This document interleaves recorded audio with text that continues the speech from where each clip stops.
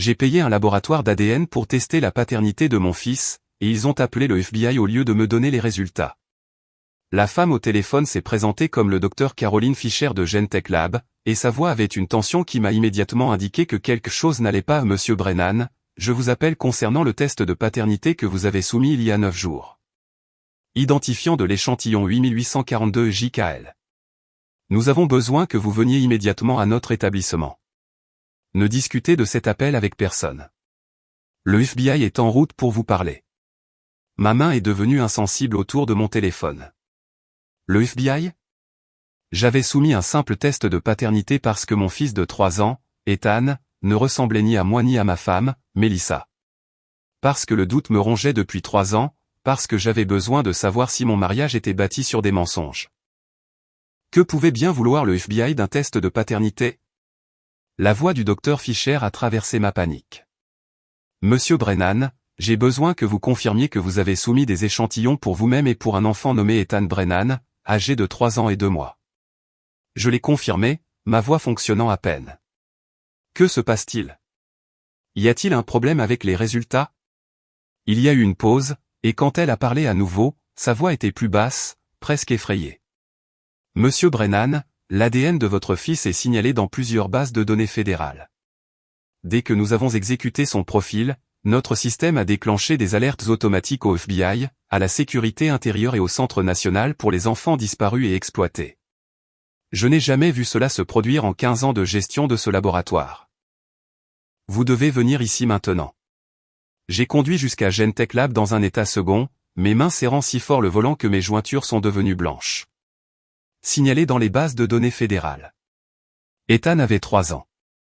Il était né au Northwestern Memorial Hospital, avait un acte de naissance, un numéro de sécurité sociale, des dossiers pédiatriques. Il n'avait jamais été porté disparu ni exploité. Il passait ses journées dans une école maternelle Montessori, apprenant les couleurs et les formes et comment partager des jouets avec d'autres enfants. La seule chose inhabituelle à son sujet était qu'il ne ressemblait à aucun de ses parents, c'est pourquoi j'avais commandé ce foutu test en premier lieu. Je soupçonnais Melissa d'avoir une liaison. J'avais imaginé la confronter, imaginé des avocats de divorce et des batailles pour la garde, et l'humiliation d'élever l'enfant d'un autre homme. Mais les bases de données fédérales, les enfants disparus, c'était autre chose. Mon esprit a imaginé des scénarios impossibles. Melissa l'avait-elle volé quelque part? Y avait-il eu une confusion à l'hôpital? Ethan n'était-il pas celui que je pensais qu'il était? Le laboratoire se trouvait dans un parc de bureaux banal à Schaumbourg, et quand je me suis garé sur le parking, j'ai vu 2 SUV noirs avec des plaques d'immatriculation gouvernementale garées près de l'entrée. Ma bouche est devenue sèche. C'était réel. Quoi qu'il se passe, c'était assez grave pour que des agents fédéraux interviennent en quelques heures. À l'intérieur, la réceptionniste, qui avait été si professionnelle et agréable lorsque j'avais récupéré mon kit de test, me regardait maintenant comme si j'étais radioactif. Elle n'a pas parlé, elle a juste indiqué une salle de conférence où le docteur Fischer attendait avec 3 personnes en costume sombre. 2 hommes et une femme, tous portant des badges de visiteurs attachés à leur veste, tous avec le genre d'expressions alertes et attentives que les forces de l'ordre développent après des années d'interrogatoire de suspects. Le docteur Fischer était dans la 50aine, les cheveux gris tirés en chignon, portant une blouse de laboratoire blanche sur des vêtements de ville décontractés. Elle avait l'air ébranlée, comme quelqu'un qui était tombé sur quelque chose de bien plus grand que ce pourquoi elle s'était inscrite.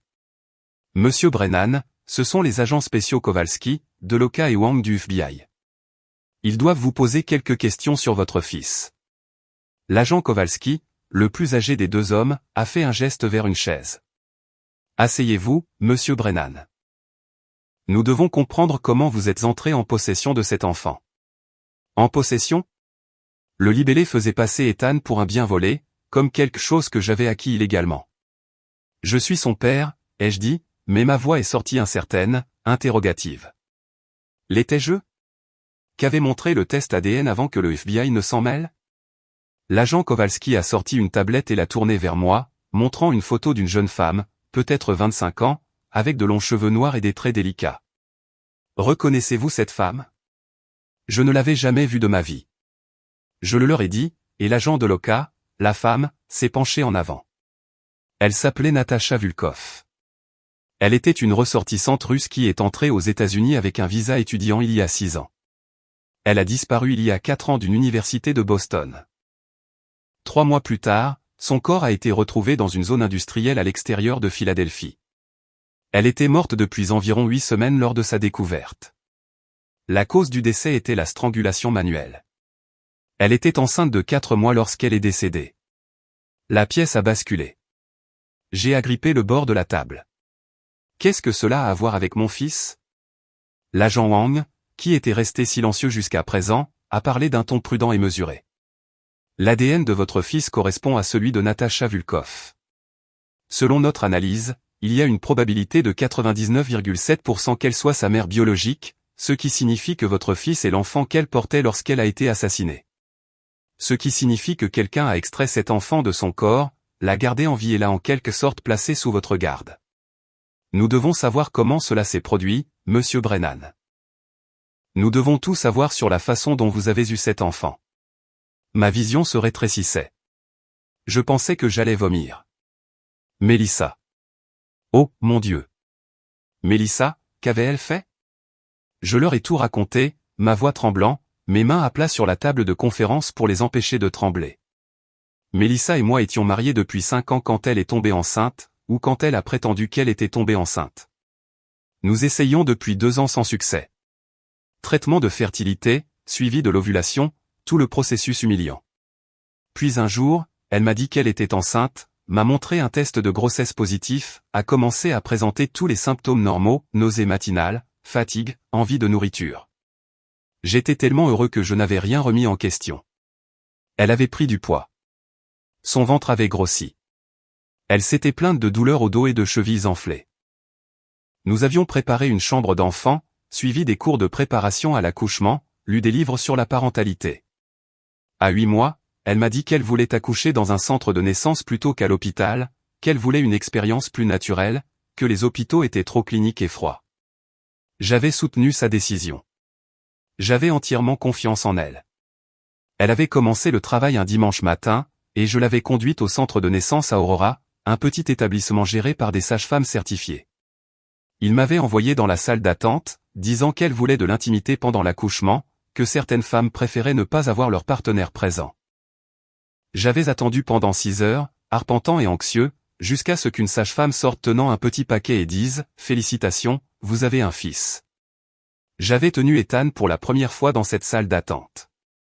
Cet être humain incroyablement petit avec des cheveux bouclés noirs et un visage renfrogné, et je suis tombé amoureux instantanément. Je n'avais jamais remis en question d'où il venait. C'était mon fils, sauf qu'il ne l'était pas. L'agent Kowalski a noté le nom du centre de naissance, la date, tous les détails dont je pouvais me souvenir. Nous devrons parler immédiatement à votre femme. Où est-elle maintenant? Elle était à la maison avec Ethan. C'était jeudi après-midi, et elle serait allée le chercher à la maternelle il y a 1 heure. Ils étaient probablement dans le salon en ce moment, Ethan jouant avec ses camions pendant que Mélissa préparait le dîner, vivant leur vie normale pendant que j'étais assis dans cette salle de conférence, apprenant que rien dans notre famille n'était réel. Avant de la faire venir, a dit l'agent de l'OCA, et sa voix s'était légèrement adoucie, comme si elle reconnaissait que j'étais en état de choc, j'ai besoin de vous demander quelque chose. Avez-vous jamais soupçonné que quelque chose n'allait pas? Une indication qu'elle n'était pas réellement enceinte? Un signe qu'Ethan n'était pas biologiquement le vôtre? J'ai pensé aux 3 dernières années, fouillant dans ma mémoire à la recherche de signaux d'alerte que j'avais manqués. Mélissa avait été protectrice d'Ethan depuis le début, parfois de manière obsessionnelle. Elle l'avait instruit à la maison pendant les 2 premières années, n'acceptant la maternelle que lorsque j'avais insisté sur le fait qu'il avait besoin de socialisation. Elle était paranoïaque au sujet des visites chez le pédiatre, voulant toujours être présente, posant toujours des questions détaillées sur les informations enregistrées ou. Elle avait été réticente aux photos de famille, à la publication de quoi que ce soit sur Ethan sur les réseaux sociaux. Je pensais qu'elle était juste prudente, qu'elle avait peut-être de l'anxiété postpartum. Maintenant, je comprenais qu'elle le cachait, cachant la preuve d'un enfant qui ne devrait pas exister. L'agent Wang a affiché une autre image sur sa tablette. Une photo de scène de crime que j'aurais aimé ne jamais voir. Le corps de Natasha Vulkoff, décomposé et horrible, gisant dans la terre et les débris. L'autopsie a révélé des preuves d'une césarienne rudimentaire. Celui qui a extrait cet enfant de son corps a utilisé une lame non stérile, probablement un couteau de chasse. L'incision était irrégulière, non professionnelle. Elle était probablement encore en vie quand cela s'est produit, bien qu'espérons-le inconsciente de la strangulation. Le bébé a été retiré, le cordon ombilical coupé avec la même lame. Sur la base du développement fœtal, l'enfant aurait été viable, environ 32 semaines de gestation, mais maintenir un nourrisson prématuré en vie en dehors d'un hôpital nécessite des connaissances ou un équipement médical important. Nous n'avons jamais retrouvé le bébé jusqu'à présent. J'ai couru à la poubelle dans le coin et j'ai vomi. Les agents ont attendu patiemment pendant que je vidais mon estomac, pendant que j'essayais de comprendre que l'enfant que j'avais élevé pendant 3 ans, le garçon à qui j'avais appris à faire du tricycle et à compter jusqu'à 10 et à dire s'il vous plaît et merci, avait été extrait du corps de sa mère assassinée. Quelqu'un avait tué Natasha Vulkov, volé son enfant à naître et avait en quelque sorte convaincu ma femme de m'aider à me remettre cet enfant comme s'il était le nôtre. Ou Mélissa l'avait fait elle-même. La pensée m'a fait vomir à nouveau. Ma femme pouvait-elle être une meurtrière? La femme avec qui j'avais partagé un lit pendant 8 ans était-elle capable d'étrangler une femme enceinte et d'extraire son bébé? Le téléphone de l'agent Kowalski a sonné. Il est sorti de la salle de conférence pour prendre l'appel, et quand il est revenu, son expression était sombre. La police locale est à votre domicile. Votre femme n'est pas là. Les voisins ont signalé l'avoir vue partir il y a environ 45 minutes avec un enfant correspondant à la description de votre fils et 2 grandes valises. Elle conduisait un véhicule immatriculé à son nom de jeune fille, une voiture que vous ne saviez pas qu'elle possédait. Elle s'enfuit, monsieur Brennan. Elle savait que vous aviez soumis ce test ADN, et elle savait ce qui arriverait quand les résultats reviendraient. Ma poitrine s'est serrée. Comment avait-elle su? J'avais été si prudent. J'avais soumis le test pendant qu'elle était sortie, j'avais utilisé une carte de crédit à laquelle elle n'avait pas accès. À moins qu'elle ne me surveille en quelque sorte, à moins qu'elle n'attende ce moment depuis 3 ans, avait mis en place des plans d'urgence, avait toujours su que je finirais par découvrir la vérité. L'agent de l'OCA a sorti son téléphone.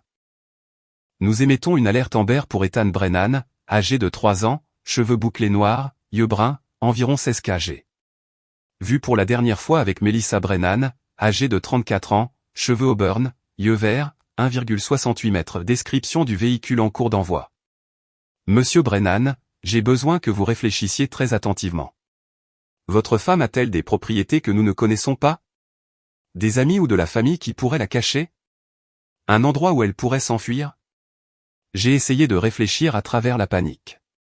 Les parents de Melissa étaient morts, étaient décédés dans un accident de voiture quand elle avait 19 ans. Elle était enfant unique. Ses amis étaient principalement d'autres mamans de maternelle, des femmes de banlieue. Je ne pouvais imaginer aucun de l'aidant à échapper aux autorités fédérales à moins que ses relations ne soient aussi fausses que tout le reste, à moins que toute sa vie n'ait été construite spécifiquement pour ce moment. Son nom de jeune fille, ai-je dit. Vous avez dit que la voiture était immatriculée à son nom de jeune fille. Quel était-il? L'agent Wang a vérifié ses notes. Vulkov. Melissa Vulkov avant qu'elle ne vous épouse et ne devienne Melissa Brennan. La pièce est devenue froide. Vulkov, le même nom de famille que la femme assassinée. Elles sont liées, ai-je dit, ma voix creuse. Natasha et Melissa. Elles doivent être liées. L'agent Kowalski était déjà au téléphone, donnant des ordres à quelqu'un. En quelques minutes, ils avaient l'information. Natasha Vulkov avait une sœur aînée, de 5 ans son aînée, qui avait immigré aux États-Unis 2 ans avant Natasha. Elle s'appelait Arena Vulkov. Elle avait changé son nom légalement il y a 7 ans en Melissa Vulkov, ce qui signifiait que ma femme n'était pas seulement impliquée dans le meurtre de Natasha. Ma femme était la sœur de Natasha. Elle avait volé le bébé de sa propre sœur et l'avait fait passer pour le mien. Les agents ont agi vite après cela. APB, alerte de la patrouille autoroutière, notification de la sécurité aéroportuaire. Ils ont sorti des photos d'Arena Vulkov de ses dossiers d'immigration, et j'ai regardé fixement la femme que je pensais connaître. Elle avait l'air différente sur ces vieilles photos. Plus dure, plus mince, ses cheveux plus foncés, mais c'était définitivement elle, définitivement la femme que j'avais épousée, la femme en qui j'avais confiance avec ma vie, la femme qui me mentait depuis le jour où nous nous étions rencontrés. L'agent de l'OCA s'est assise en face de moi pendant que les autres coordonnaient la chasse à l'homme. J'ai besoin que vous compreniez quelque chose, monsieur Brennan. Vous n'êtes pas en état d'arrestation. D'après ce que vous nous avez dit, vous semblez être une victime ici. Mais nous avons besoin de votre pleine coopération. Tout ce dont vous vous souvenez, aussi petit soit-il, pourrait nous aider à retrouver votre fils avant qu'elle ne disparaisse complètement avec lui. Mon fils? Était-il toujours mon fils? Biologiquement, non. Je viens d'apprendre qu'il n'avait aucun lien génétique avec moi. Mais je l'avais élevé. J'avais été là pour chaque étape, chaque fièvre, chaque genou éraflé. Je lui avais lu des histoires au coucher et lui avais appris à nager et l'avais tenu dans mes bras quand il avait des cauchemars. Est-ce que cela ne comptait pour rien? La biologie effaçait-elle 3 ans d'amour? L'agent Wang a dû voir quelque chose sur mon visage parce que son expression s'est légèrement adoucie. L'enfant est aussi une victime. Il a vécu avec la femme qui a assassiné sa mère biologique. Quoi qu'Arena prévoit, cela ne se terminera pas bien pour lui. Nous devons le retrouver. Ils m'ont gardé au laboratoire pendant des heures, posant des questions, enregistrant des déclarations, construisant une chronologie. Arena était entrée dans le pays avec un visa de travail, avait été employée comme aide à domicile pour les patients âgés.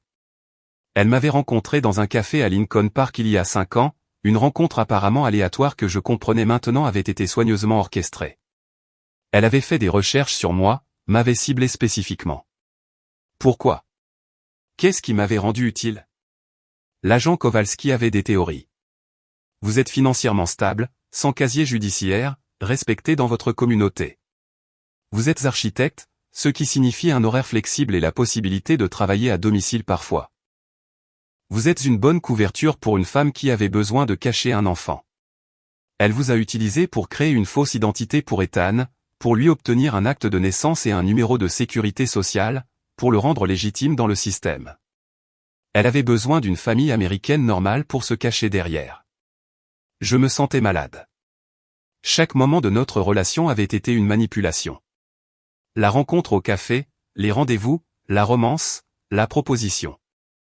Elle ne m'avait jamais aimé. Elle m'avait utilisé depuis le premier jour comme couverture pour un enfant volé. Mais pourquoi voler le bébé de sa propre sœur? Quel genre de personne assassine son frère ou sa sœur et prend son enfant? La réponse est venue des bases de données du FBI. Natasha Vulkov avait eu une relation avec un homme nommé Dmitri Knov, un ressortissant russe soupçonné d'avoir des liens avec le crime organisé. Il était sous surveillance du FBI pour blanchiment d'argent et trafic d'armes. Lorsque Natasha a disparu, Dmitri a également disparu, s'est enfui en Russie avant de pouvoir être interrogé. Le FBI avait soupçonné qu'il était impliqué dans son meurtre, mais n'avait jamais pu le prouver. L'agent de l'OCA a sorti des photos de surveillance de Dmitri, et mon estomac est tombé à nouveau. Je l'avais déjà vu. Il y a 2 ans, Arena avait insisté pour que nous prenions des vacances à Miami Beach, disant qu'elle avait besoin de soleil et de détente. Nous avions laissé Ethan avec une babysitter, ce qu'elle acceptait rarement, et avions passé 4 jours dans un hôtel en bord de mer. Un après-midi, pendant que je nageais, j'étais revenu dans notre chambre d'hôtel et j'avais trouvé Arena sur le balcon en train de parler à un homme. Elle avait dit qu'il était un vieil ami de Russie qu'ils s'étaient rencontrés par hasard. L'homme était parti rapidement quand je suis apparu, et je n'y avais rien pensé. Cet homme était Dmitri Knov. Arena avait rencontré le petit ami de sa sœur décédée, le principal suspect dans le meurtre de sa sœur, ce qui signifiait qu'elle savait ce qui était arrivé à Natasha, ce qui signifiait qu'elle était soit complice du meurtre, soit avait tué Natasha elle-même. L'agent Kowalski s'est penché en avant quand je lui ai parlé de la réunion de Miami. Avez-vous entendu une partie de leur conversation? Une indication de ce dont ils ont discuté? J'avais entendu des fragments à travers la porte coulissante en verre. Ils parlaient russe, ce qu'Arena m'avait dit avoir oublié après des années en Amérique. Un autre mensonge. Je l'avais entendu prononcer le nom d'Ethan plusieurs fois. J'avais entendu la voix de Dmitri devenir plus forte, en colère. J'avais entendu Arena dire quelque chose qui sonnait comme argent en anglais. Puis j'avais ouvert la porte coulissante, et la conversation s'était terminée. L'agent Wang a passé un appel téléphonique, a parlé dans un jargon technique rapide que je ne comprenais pas, puis s'est retourné vers nous. Nous avons suivi le téléphone de Melissa. Il émet d'une tour près de la frontière de l'Indiana en direction de l'Est. Elle est sur l'île 80, visant probablement la Pennsylvanie ou New York. Nous avons la police d'État qui se déplace pour l'intercepter. Je me suis levé, mes jambes tremblant. Je dois être là quand vous le trouverez. J'ai besoin de voir Ethan. L'agent de l'OCA a secoué la tête. Ce n'est pas possible.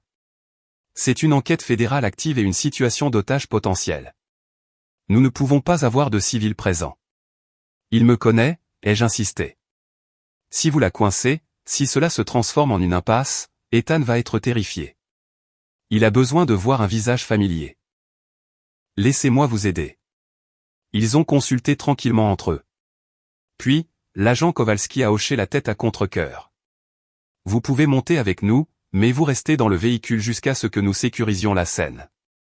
Pas d'héroïsme, pas d'interférence. Si vous compromettez cette opération, je vous ferai arrêter pour obstruction. Compris? J'ai compris. Nous nous sommes entassés dans l'un des SUV noirs, et l'agent de l'OCA a conduit pendant que Kowalski coordonnait avec la police d'État sur son téléphone. J'étais assis à l'arrière à côté de l'agent Wang, regardant les banlieues céder la place aux zones industrielles, regardant le soleil se coucher vers l'horizon. Quelque part devant nous, Arena conduisait avec Ethan, fuyant la vie qu'elle avait construite et les mensonges qu'elle avait racontés.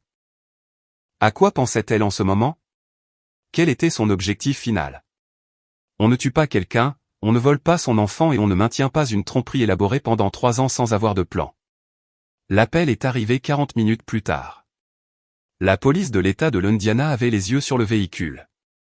Une Subaru Outback argentée correspondant à la description. Ils se retenaient, gardant leur distance, attendant que le FBI coordonne l'arrêt. Nous étions à 32 km derrière eux, poussant à 145 km/h sur l'autoroute. L'agent Kowalski a informé l'équipe sur le terrain. Le suspect est considéré comme armé et dangereux. L'enfant est dans le véhicule, âgé de 3 ans. Ne vous engagez en aucune façon qui pourrait mettre l'enfant en danger. Nous avons besoin qu'elle soit arrêtée, mais nous avons besoin que l'enfant soit en sécurité. Armée et dangereuse. Arena avait-elle une arme? Avait-elle été armée tout ce temps en vivant dans notre maison? En dormant à côté de moi, en jouant avec Ethan dans notre jardin? Quelle part de la femme que j'avais connue était réelle, et quelle part était un calcul tactique? Nous avons rattrapé l'équipe de surveillance juste au moment où le soleil s'était complètement couché. À travers le pare-brise avant, je pouvais voir la Subaru d'Arena 3 voitures devant.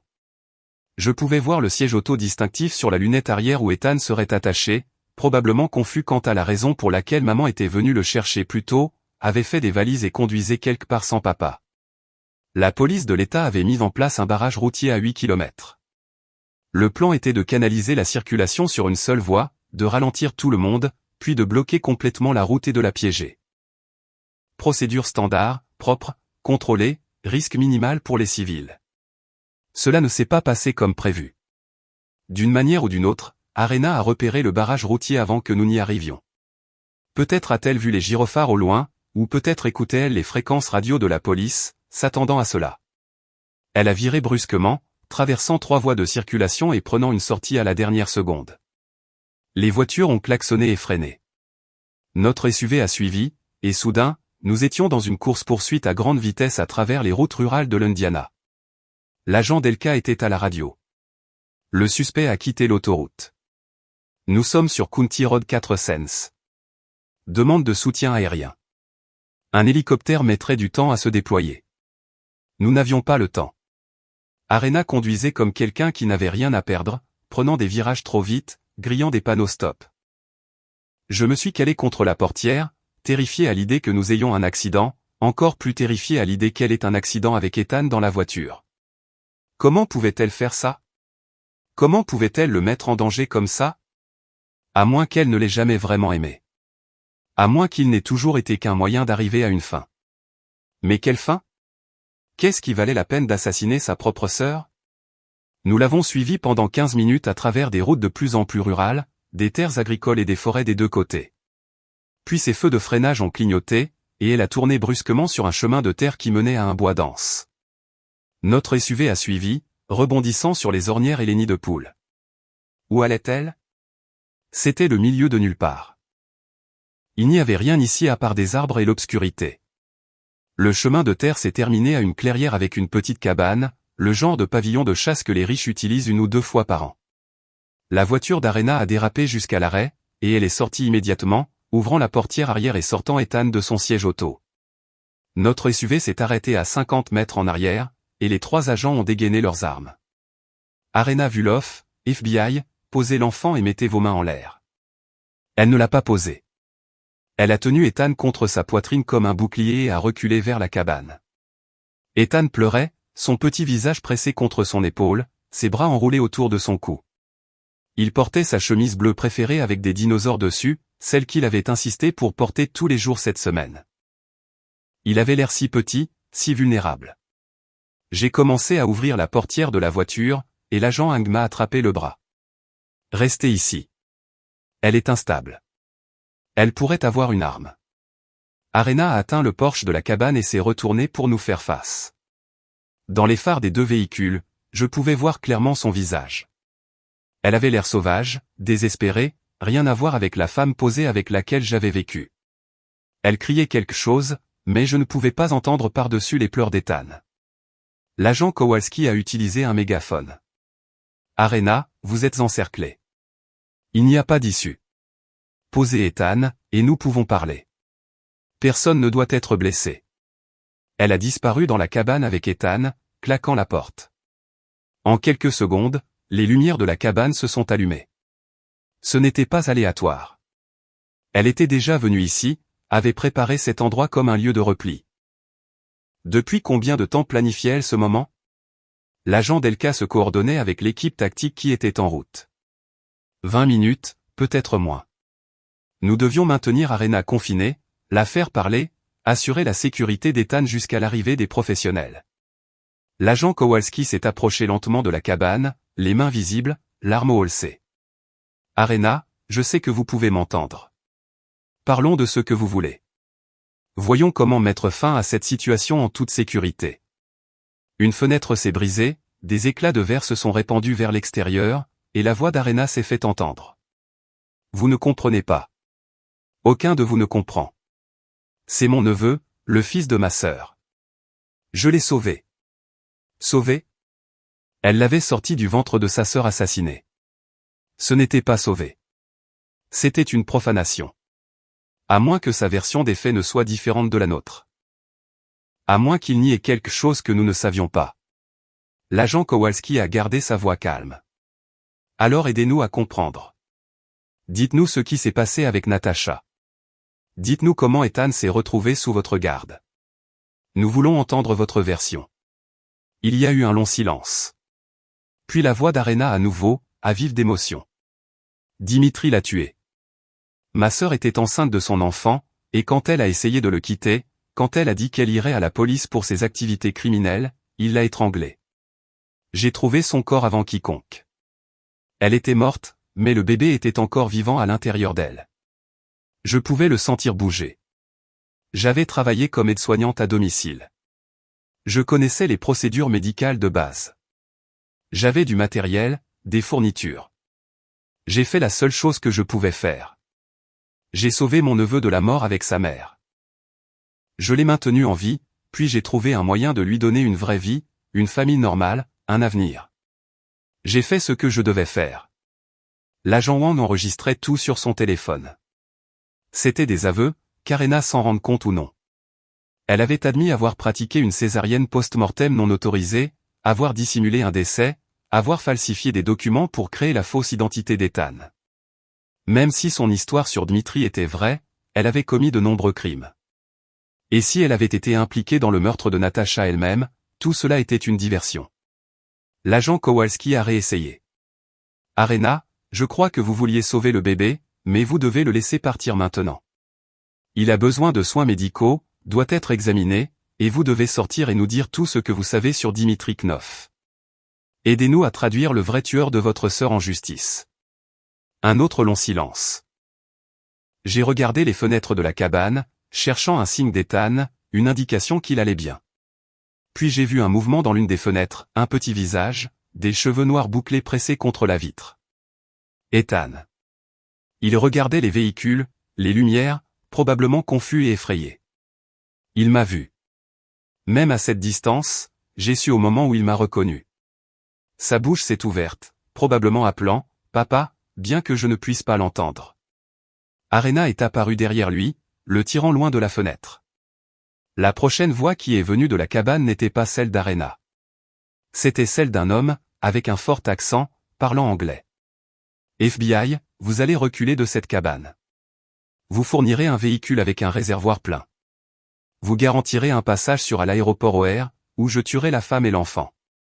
Dmitri Knov était à l'intérieur. Il était là tout le temps, à attendre. C'était son plan, pas celui d'Arena. Elle nous avait conduits ici délibérément. L'agent Kowalski a juré à voix basse. Ceci vient de devenir une prise d'otage avec un fugitif international. Le protocole doit changer. La négociation doit changer. Tout vient de devenir infiniment plus compliqué. L'agent Delka était sur son téléphone, alertant ses supérieurs, demandant l'équipe tactique complète immédiatement.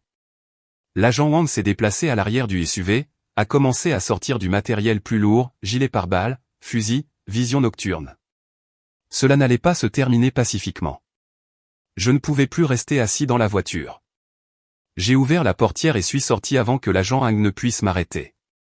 J'ai marché vers la cabane, les mains levées, la voix assez forte pour porter. Dmitri, je m'appelle David Brennan. Je suis le père d'Ethan. Laissez-moi lui parler. Laissez-moi m'assurer qu'il va bien. L'agent Kowalski m'a sifflé de revenir, mais je l'ai ignoré. La porte de la cabane s'est ouverte légèrement, et le visage de Dmitri est apparu dans l'entrebâillement. Il avait la quarantaine, des cheveux noirs épais, des yeux froids qui m'évaluaient comme un prédateur évaluant sa proie. Tu n'es pas le père. Tu n'es rien. Tu es l'homme qu'elle a utilisé pour les papiers, pour la légitimité. Le garçon est le fils de Natacha. Mon fils. Il appartient à la Russie, à son sang. Il s'appartient à lui-même, ai-je dit, faisant un autre pas en avant. Il a 3 ans. Il ne comprend rien à tout ça. Quels que soient les problèmes que vous avez avec le FBI, quoi que vous fuyiez, il ne mérite pas d'être au milieu de ça. Laissez-le partir. Gardez Arena comme levier si vous avez besoin d'un otage, mais laissez Ethan partir. Dmitri a ri, durement et amèrement. Tu crois que je fais confiance au FBI? Tu crois qu'ils me laisseront partir si je libère le garçon? Non. Le garçon est ma garantie, mon sang. Il vient avec moi, ou il meurt avec moi. Ce sont les seules options. Derrière lui, j'ai entendu Ethan pleurer, m'appelant. Papa, je veux papa. Le son a déchiré quelque chose à l'intérieur de ma poitrine. L'agent Kowalski était à côté de moi maintenant, essayant de me retirer. Monsieur Brennan, vous devez vous retirer. Vous empirez la situation. Mais Dmitri me regardait avec quelque chose comme de la curiosité. Tu l'aimes, le garçon qui n'est pas le tien. Tu mourrais pour lui. Oui. Je n'ai pas hésité. Oui. Alors prouve-le. Entre. Remplace-toi par le garçon. Tu restes en otage. Il est libéré. C'est l'échange que je propose. L'agent Kowalski m'a attrapé le bras fort. Absolument pas. Nous ne négocions pas avec les preneurs d'otages. Nous n'échangeons pas de civils. Mais j'avançais déjà. L'équipe tactique était à 20 minutes. Dans 20 minutes, Dmitri pourrait paniquer, pourrait blesser Ethan, pourrait transformer ça en bain de sang. Si je pouvais faire sortir Ethan maintenant en toute sécurité, rien d'autre n'avait d'importance. Ni ma sécurité, ni ma vie. Il était mon fils à tous les égards. La biologie était hors de propos. J'entre, ai-je crié à Dmitri. Laissez Ethan sortir en premier, puis j'entrerai. Vous aurez votre otage. Dmitri a réfléchi, puis a hoché la tête. La porte de la cabane s'est ouverte plus largement, et Arena est apparue, tenant Ethan. Elle m'a regardé avec une expression que je ne pouvais pas lire, regret, gratitude, peur. Elle a fait traverser Ethan à la clairière et s'est arrêtée à 3 mètres des véhicules. Ethan tendait les bras vers moi, pleurant, disant mon nom encore et encore. Arena l'a posé, et il a couru vers moi. Je suis tombé à genoux et l'ai attrapé, le serrant si fort qu'il a couiné. Il était chaud et solide et vivant, son petit cœur battant contre ma poitrine. Papa, j'avais peur. Pourquoi maman m'a-t-elle emmené? Pourquoi y a-t-il des voitures de police? Je veux rentrer à la maison. J'ai regardé l'agent Delka, qui s'était avancé rapidement. Emmenez-le, ai-je dit, passant Ethan à elle. Il s'est accroché à moi, ne voulant pas lâcher prise, mais j'ai doucement détaché ses bras. Tu vas y aller avec cette dame gentille. Elle va t'emmener dans un endroit sûr. Je te verrai bientôt, mon pote. Je te le promets. C'était un mensonge. Je n'avais aucune idée si je le reverrais, mais j'avais besoin qu'il se sente en sécurité, qu'il ne soit pas plus traumatisé qu'il ne l'était déjà. L'agent Delca a ramené Ethan au SUV, et il a crié après moi tout le long du chemin. Le son me entrait à jamais, mais il était en sécurité. C'était tout ce qui comptait. Je me suis retourné vers la cabane, et Dmitri a fait un geste avec une arme que je n'avais pas vue auparavant. Maintenant, tu entres, lentement, les mains où je peux les voir. J'ai avancé, chaque pas semblant surréaliste. Derrière moi, j'ai entendu l'agent Kowalski à la radio expliquer ce qui se passait, se faisant probablement crier dessus par ses supérieurs. Le FBI n'aimait pas que les civils prennent des décisions exécutives, mais j'avais fait sortir Ethan. Quoi qu'il arrive maintenant, il était en sécurité. Je suis entré dans la cabane, et Dmitri a fermé la porte derrière moi. À l'intérieur, il y avait une seule pièce, peu meublée, du matériel de chasse, une table, des chaises. Arena était assise dans un coin, le visage dans ses mains, sanglotant. Elle avait pleuré tout le temps. Dmitri m'a poussé vers une chaise et a attaché mes mains derrière mon dos avec des serre-câbles. Puis il a pressé l'arme contre l'arrière de ma tête. Maintenant, nous attendons. Nous avons attendu 3 heures. L'équipe tactique est arrivée, a établi un périmètre, a évalué la situation. Un négociateur a essayé d'établir une communication, une femme avec une voix calme parlant à travers un mégaphone, demandant à Dmitri ce qu'il voulait, ce qu'il faudrait pour mettre fin à cette situation pacifiquement. Les exigences de Dmitri étaient impossibles, un passage sur hors du pays, l'immunité contre les poursuites, l'accès à des comptes bancaires qui avaient été gelés par les autorités fédérales, des choses que le FBI n'accepterait jamais. Au fur et à mesure que la nuit avançait, Dmitri est devenu plus agité. Il arpentait la pièce, agitait l'arme, criait en russe sur Arena, qui avait cessé de pleurer et était maintenant assise silencieuse et vide. J'essayais de rester calme, de ne pas le provoquer, j'essayais de penser à Ethan en sécurité loin d'ici. J'essayais de l'imaginer placé auprès des services sociaux, évalué par des médecins, et éventuellement peut-être rendu à moi si je survivais à cela, si j'étais jugé apte à être parent malgré le fait de ne pas être biologiquement lié, si le système décidait que l'amour comptait plus que l'ADN. Vers minuit, Arena a finalement parlé. Dmitri, c'est fini. Ils ne te laisseront pas partir. Ils vont t'attendre, et quand tu deviendras désespéré, tu vas nous tuer tous les deux puis toi-même. C'est ainsi que ça se termine.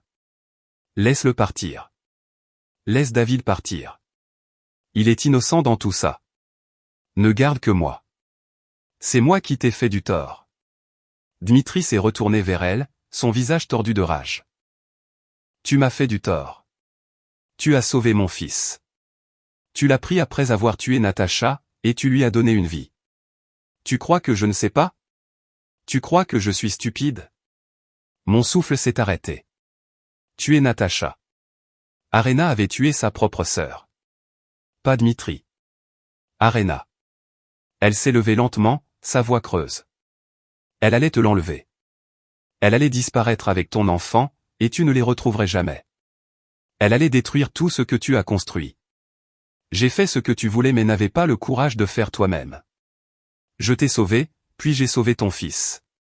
L'arme de Dmitri oscillait entre nous, sa main tremblant. Je ne t'ai pas demandé de la tuer. Je l'aimais. Elle était la mère de mon enfant. Tu aimais ton empire criminel plus, a craché Arena.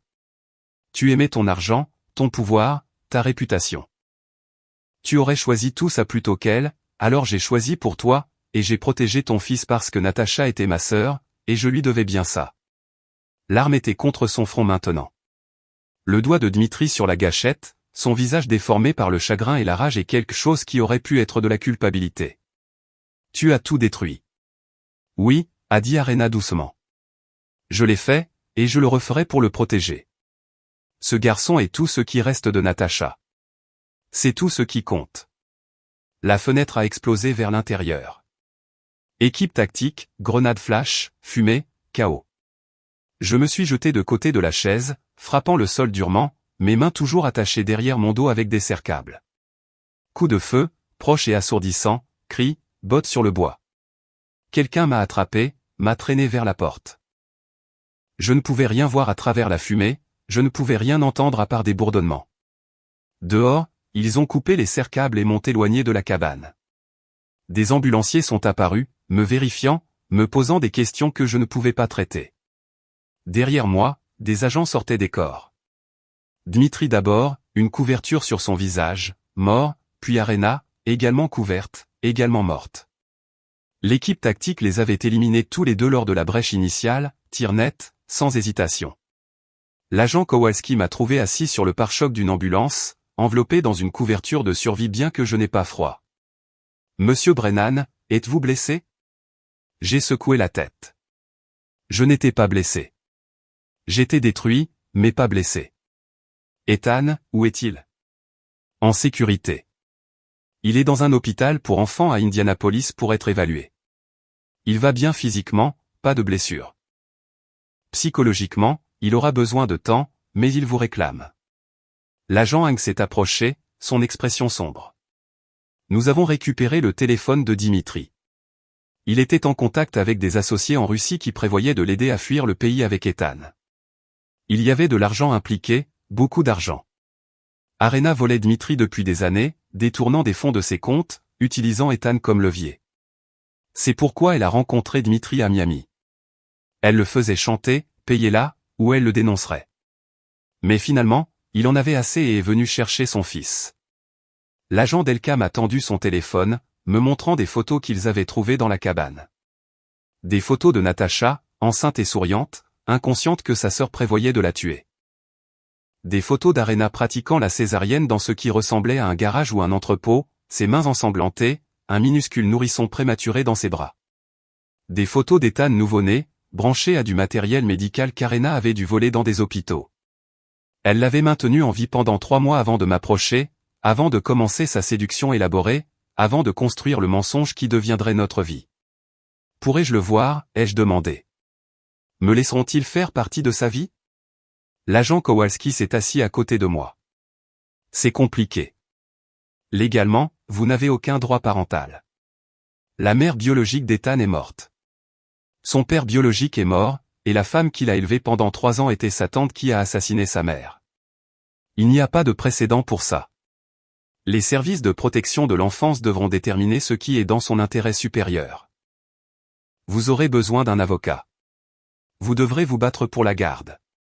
Mais vous lui avez sauvé la vie ce soir. Ça compte pour quelque chose. Il fallait que ça compte pour tout, parce que j'avais déjà perdu Melissa, perdu mon mariage, perdu mon identité de père biologique d'Ethan. Je ne pouvais pas perdre Ethan lui-même. Il était la seule chose réelle qui restait. 6 mois plus tard, après des avocats et des travailleurs sociaux et des évaluations psychologiques et des audiences au tribunal qui semblaient interminables, j'ai obtenu la garde complète d'Ethan. Le juge a statué que la connexion biologique était moins importante que le lien que nous avions formé, que le fait de l'éloigner du seul père qu'il ait jamais connu causerait plus de mal que de bien. Ethan m'appelle papa. Il ne comprend pas la vérité compliquée de son origine, et peut-être qu'il ne la comprendra jamais. Nous vivons dans une nouvelle maison maintenant, quelque part où les souvenirs ne peuvent pas nous atteindre, et chaque soir, quand je le borde dans son lit et qu'il dit « Je t'aime, papa », je sais que l'ADN ne fait pas une famille. L'amour, oui. C'est la seule vérité qui compte. Merci d'avoir regardé jusqu'à la fin.